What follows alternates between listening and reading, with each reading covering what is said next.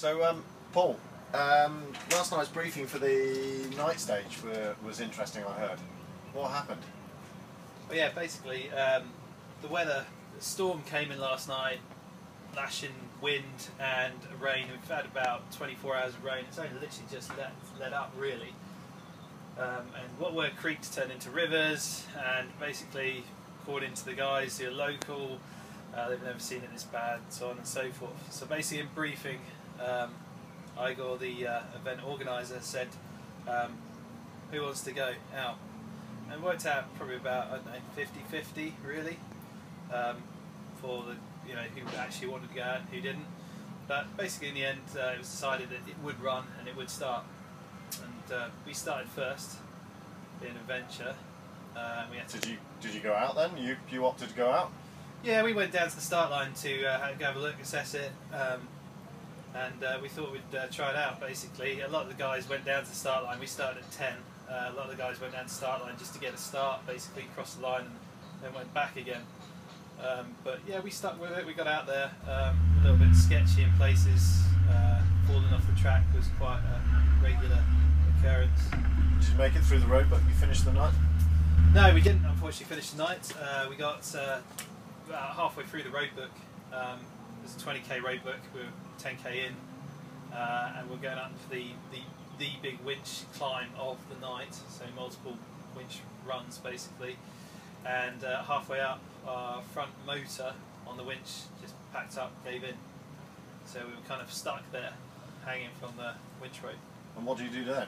How do you get out? It was a good question, and had us obviously scratch our heads for a bit, but luckily some French guys happened upon us, didn't speak a word of English, and my French is pretty poor, and they elected to help us and managed to winch us up slightly so we could take some slack in on the front winch and basically get our winch rope off the tree. But having done that, about 100 metres further on, their engine blew up, died, overheated. Not ideal. And they were just as stuck as we were. So we still had obviously a functioning, 90% functioning car. So we then strung up out the back winch and swung the car around, basically pendulating it on the back winch. So on the hill. On the hill. So we basically did like a 3-point turn, hanging the truck from the back, and then proceeded up the hill in reverse.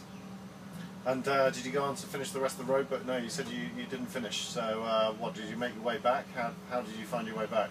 Well, we'd already actually phoned the organisers, because at one point it looked like we weren't going anywhere, especially with the other French guys there as well, and there was a couple of other cars broken on the same hill as well, and we managed to obviously keep going. So we basically got out to the next checkpoint on the rear winch alone. And then we found the main organisers, who were actually kind of sort of mounting a party to go in to get us all out effectively. So we met them there, and we then obviously made our way back out the forest through some of the more major tracks. Now, one interesting thing is obviously this year you've got all your lovely new wilderness lights on the car. Did that make a big difference at night in the Croatian forest? Yeah, I mean, basically last night visibility was pretty poor. I mean, it was lashing with rain, a lot of spray coming up from the tyres, mud, all that sort of stuff.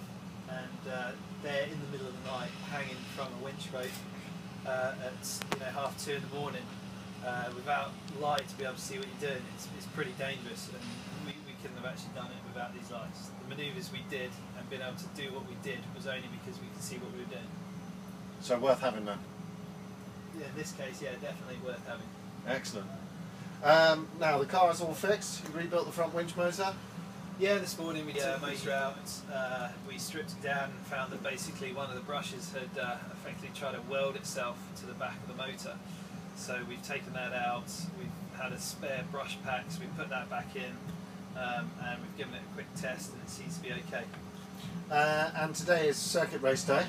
Are you going out for the circuit race? No, what we've done is we've elected today to try and collect some parts and bits and other stuff that we need. I mean, the general overview at the moment of where we stand at the moment is basically we've got we're a bit down on power. We seem to have swallowed some water or mud or something. The engine's missing. We're very down on power. We've also seemed to have lost fifth gear as well, which kind of hampers up some of the climbs of the longer and the faster sections. and we seem to be shredding fan belts and alternator belts on quite a regular basis. So today we've elected to go and try and scavenge some parts and get back up and running so that we're 100% for tomorrow, the road book. We're back out into the forest tomorrow. Back out into the forest tomorrow, and we'll see how that goes. Excellent. Well, good luck. With all the rain we've got, conditions have got so bad that even day-to-day tasks are becoming very difficult. We found the ideal test for our new winch when I got the support truck Discovery stuck actually inside the campsite. Here you can see Paul winching me to safety using the newly repaired winch. The quantity of rain we've had is making absolutely everything nearly impossible now.